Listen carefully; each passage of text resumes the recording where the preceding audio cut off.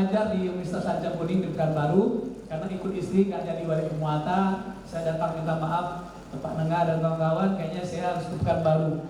Dan saya ditawarkan oleh kawan-kawan yang di Pekanbaru, alumni Muata di sana, untuk ngajar sama-sama di Universitas Sancang Kuning dan bekerja di beberapa konsultan di Pekanbaru. Terakhir tahun 2009, inilah saya bilang terpleset ke dunia politik. Nggak ada niat, saya cita-cita hanya jadi dosen Pak dulu. Cita-cita saya itu hanya ingin jadi dosen. Karena bapak saya guru, saya setidaknya di atas bapak saya. Kalau bapak saya guru, saya mesti jadi dosen. Itu aja dulu. Kalau enggak, kalaupun saya guru SMA lah. Karena bapak saya guru SD kan. Itu cita-citanya gitu, ingin ngajar. Karena hobi ngomong, suka berinteraksi ya. Ternyata hobi bicara, public speaking segala macam itu, begitu saya dicalonkan, dipilih masyarakat ternyata. Ya waktu itu sejarahnya berdasarkan ilmu yang dapat dari Muata juga. Karena saya arsitek, waktu itu ada Ikatan Keluarga Minang di Pelalawan lagi bangun masjid, nggak tahu diuntungan masjidnya, akhirnya saya buatkan gambarnya.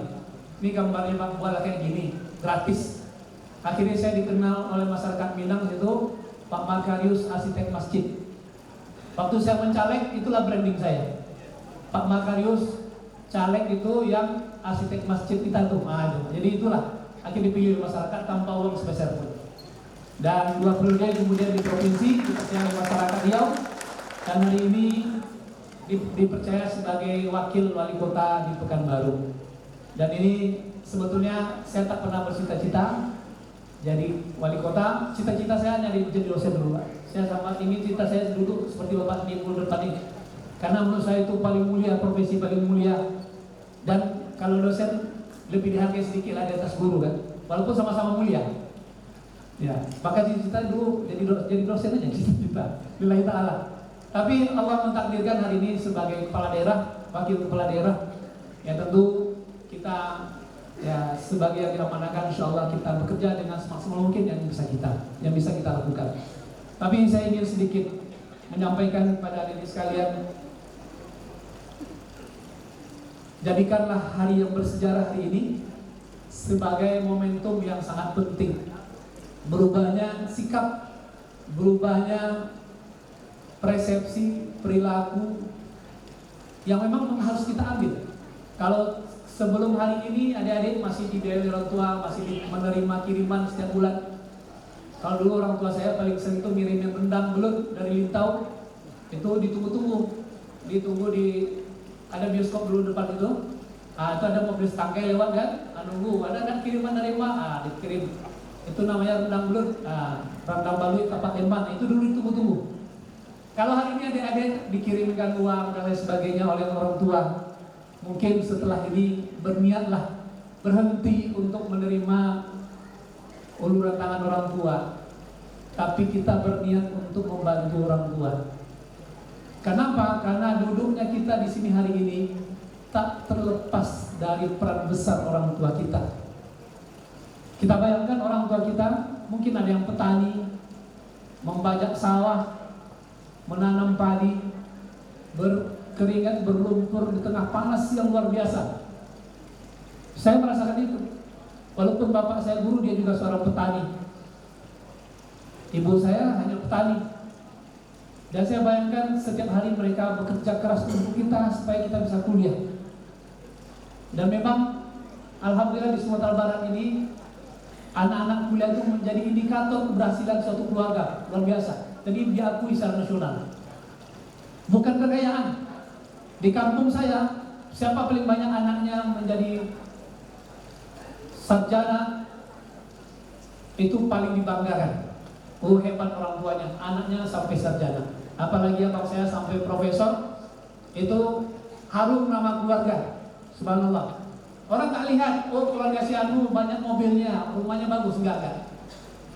Ini paradigma persepsi. Maka orang tua kita, apapun dilakukan agar kita kuliah, mesti menjual, menggadai tanah, mereka lakukan. Mesti menjual kerbau, dia lakukan mereka. Ada yang pedagang di pasar, mesti dari subuh jam 3 sebelum subuh mereka sudah di pasar. Supaya apa? Supaya ada uang yang bisa disisihkan untuk kita, membiayai kita, supaya kita bisa kuliah sampai tamat S1.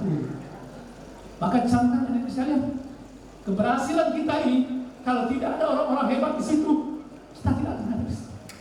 Tidak akan ada di sini. Orang-orang hebat itulah di situ. Orang-orang tua kita, bapak dan ibu kita. Maka hargai mereka, hormati mereka, sayangi mereka. Orang yang sukses itu orang yang memuliakan ibu dan bapaknya. Tak ada orang yang sukses kecuali dia pasti orang yang memuliakan ibunya. Orang yang sukses pasti orang yang memuliakan ibunya. Tak ada orang yang sukses kalau dia durhaka pada ibunya. Yakin sekali kita. Banyak contoh yang kita lihat, tokoh-tokoh sukses kalau kita lihat di belakangnya, orang yang paling lembut, paling santun, paling memperhatikan ibu bapaknya. Subhanallah. Hadirin sekalian, itu saja kita pegang, sehingga insya Allah kita menjadi anak yang berbakti kepada orang tua kita. Walaupun mungkin sebagian akan segera menikah, ya perempuan, tapi jangan lupa, walaupun kita suami orang, yang laki-laki mau menikah, walaupun kita istri orang, tapi kita tetap anak bapak dan ibu kita. Apapun ceritanya, walaupun kita sudah menikah, tetap santuni orang tua kita. Itulah kunci sukses itu. Kita tidak tahu, doa orang tua kita yang mengantarkan kita. Doa ibu bapak kita, di tengah malamnya mereka berdoa kepada Allah, jadikan anak-anak orang yang sukses. Itulah yang menjadikan kita hari ini. Dan saya sangat meyakini itu. Maka kami, baik saya, istri saya seorang dokter spesialis, beliau punya penghasilan sendiri. Kami buat komitmen dari semenjak menikah.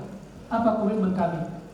Tidak akan pernah menelantarkan orang tua dan senantiasa menyisihkan harta kita, belanja kita untuk orang tua kita.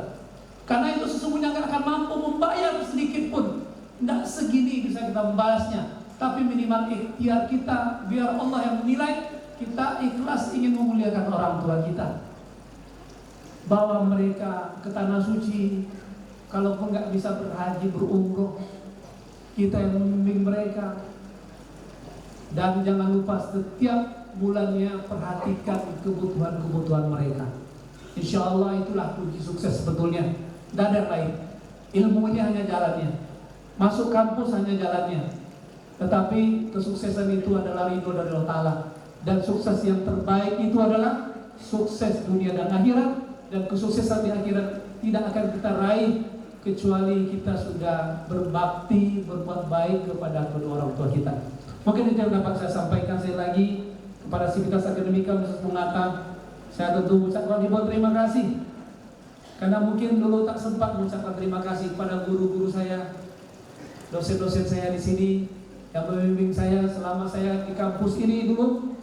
Alhamdulillah, setelah keluar pun mereka membimbing kami juga, mencarikan kami kerjaan dan lain sebagainya, luar biasa.